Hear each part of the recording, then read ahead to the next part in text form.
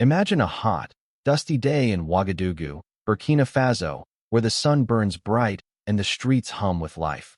Vendors shouting, kids laughing, motorbikes zipping by. A sleek black car rolls through the crowd, and out steps a man in a sharp suit, his face strong but kind. This is President Ibrahim Traoré, a leader who's won hearts across Africa with his courage and big ideas. People cheer, waving as he smiles back. But then, his eyes catch something that makes his heart stop.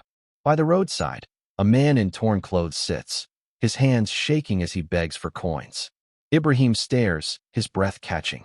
This isn't just any beggar. It's Amadou, his best friend from childhood, the boy he shared dreams with under the village stars. Tears fill Ibrahim's eyes, and the crowd goes quiet.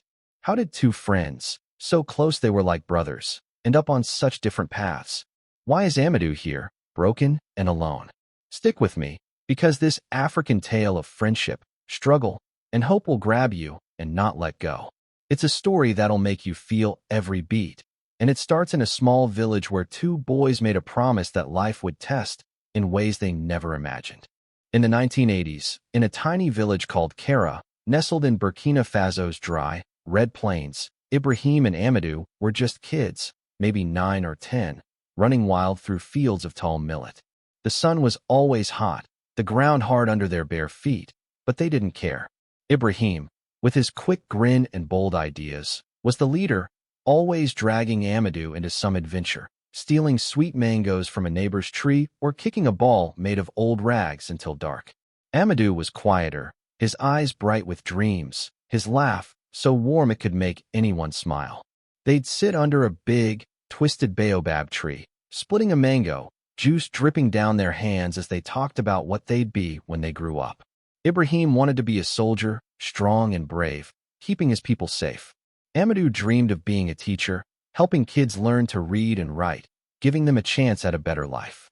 "We'll do it together," they'd say, their small hands locked in a fist bump, promising to never forget each other, no matter what. Back then, life was simple: school in a mud brick classroom, playing under the stars, listening to their grandparents' stories by a crackling fire. But Burkina Faso wasn't an easy place to grow up. Droughts killed crops, families went hungry, and money was hard to come by. Even as kids, Ibrahim and Amadou knew life could be tough, but their friendship made it lighter. They'd race to school, dodging goats and laughing, sharing a single pencil when one broke. Their teacher, an old man with a kind voice, would tell them, "Work hard, boys. You can be anything." And they believed him. But hold on, because this story's about to get deeper. How do two boys with such big dreams end up so far apart? As they grew into teenagers, life started pulling Ibrahim and Amadou in different directions. Ibrahim, now tall and tough, joined the army at 17. He loved the idea of protecting his country, standing up for what was right. He trained hard, running miles under the burning sun, learning to shoot, march, and lead. His heart was full of fire, and he was good, really good. People noticed him, said he was going places. Amadou, though, stayed in Kéra, trying to chase his dream of being a teacher. He studied late into the night, his lamp flickering, writing notes in old notebooks. But things were getting harder at home. His dad got sick, coughing all the time, unable to work. His mom worked day and night, weaving baskets to sell at the market for a few coins. Amadou wanted to help, so he started skipping school to work, carrying heavy bags of grain, cleaning market stalls, anything to bring in money. His grades slipped, and his dream felt farther away every day. He'd write to Ibrahim, telling him about his struggles, and Ibrahim would write back, saying, "Don't give up, brother. We're in this together." But the letters came less often as Ibrahim's training took him far away, and Amadou's life got heavier. By their early 20s, Ibrahim was rising fast in the army, earning medals, leading men, his name known in every barracks. Amadou, though, was stuck. A bad drought hit Kéra, worse than any in years. The fields turned to dust, and his family's small savings ran out. His dad died, leaving debts that felt like a mountain on Amadou's back. He couldn't stay in the village anymore. He packed a small bag and moved to Ouagadougou, hoping the city would give him a new start. But don't look away, this story's about to take a hard turn. Ouagadougou was nothing like Kéra.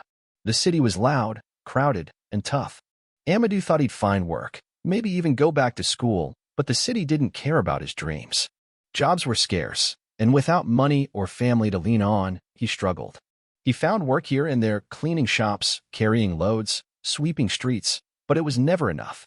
He lived in a tiny, dark room with 10 other men, all fighting to survive. Some days, he didn't eat.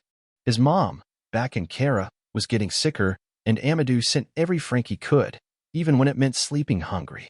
Slowly, his hope faded. He stopped writing to Ibrahim, too ashamed to admit how far he'd fallen. One day, he couldn't pay rent and ended up on the streets, sleeping under bridges, picking through trash for food. The boy who wanted to teach kids to read was now begging for coins, his head down, his heart broken. He'd see people pass by, their eyes sliding over him like he was invisible. Every day felt like a fight to keep going, to not give up completely. Meanwhile, Ibrahim's life was the opposite. By 2022, he'd become a national hero, leading a movement to change Burkina Faso, to make it stronger, fairer. In 2023, at just 35, he became president, the youngest in Africa. People loved him. His speeches lit fires in their hearts. His plans gave them hope. He walked the streets, shaking hands, listening to farmers, traders, kids. But he never forgot Amadou, even if he hadn't heard from him in years. Somewhere deep down, he hoped his friend was okay. But this story's not done yet. Brace yourself, because the moment that changes everything is coming. It was a bright afternoon in 2025, and President Ibrahim Traoré was visiting a busy market in Ouagadougou. His car moved slowly through the crowd, people waving and shouting his name. He stepped out, smiling, shaking hands, asking about their lives. The market was alive, women selling bright tomatoes, men grilling meat, kids darting through the stalls. Ibrahim loved these moments, feeling close to his people. Then, as he turned a corner, he saw a man sitting by the road. His clothes were torn, his face hidden under a ragged hat, his hands holding a chipped cup for coins. Something about him made Ibrahim stop. He walked closer, his guards trailing, confused. The man looked up, and their eyes met. Ibrahim's heart dropped. It was Amadou, his friend, his brother, the boy who'd shared his dreams, now a beggar, his face thin, his eyes empty. The crowd went quiet, watching. Ibrahim knelt down, his suit touching the dusty ground. "Amadou," he said, his voice shaking, "is that you?" Amadou looked away, ashamed, his hands trembling. Tears rolled down his cheeks, and Ibrahim's eyes filled too. "What happened to you?" Ibrahim asked, his heart breaking. Amadou tried to speak, but his voice cracked. He mumbled about the drought, his dad's death, the debts, the city's cruelty. Ibrahim listened, his hand on Amadou's shoulder, tears falling freely now. The crowd stared, some whispering, others crying. For a moment, they weren't president and beggar, just two friends, lost in time. Ibrahim stood, pulling Amadou up. "You're not staying here," he said firmly. "You're coming with me.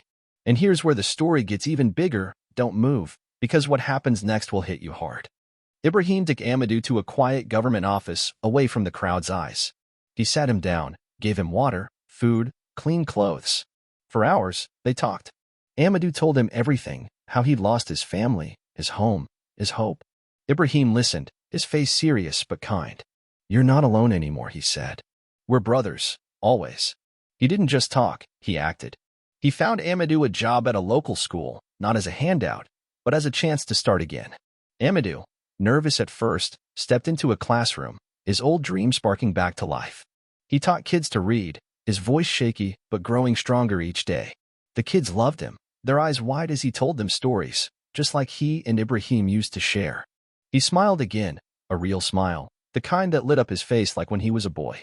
Ibrahim didn't stop with Amadou. Seeing his friend's pain opened his eyes to others struggling in Burkina Faso. He started programs to help people like Amadou, schools for kids, jobs for adults, wells for villages with no water. He walked the streets more, talking to people, hearing their stories, making sure no one felt invisible. Amadou's life became a symbol, a story told across Burkina Faso, proof that anyone could rise again with a little help. People started calling it Amadou's miracle, and it spread hope like wildfire. But hold tight, because this story's got a deeper meaning that'll make you think. This tale of Ibrahim and Amadou isn't just about a president helping a friend.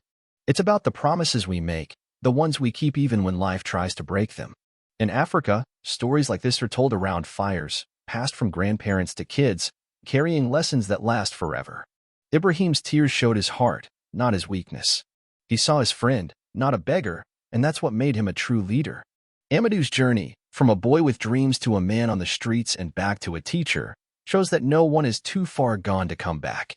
It's a story of friendship that didn't quit, of hope that didn't die, of a hand reaching out when another was too weak to stand. In Burkina Faso, they call their country the land of honest men, and this story proves why. Ibrahim and Amadou, under the same stars they gazed at as kids, stood together again, their bond stronger than ever. They showed the world that no matter how hard life gets, no matter how far you fall, there's always a way back if someone believes in you. So, what's the lesson? It's simple. Hold tight to the people you love, lift them up when they're down, and never let go of hope, because even in the darkest moments, a single act of kindness can change everything.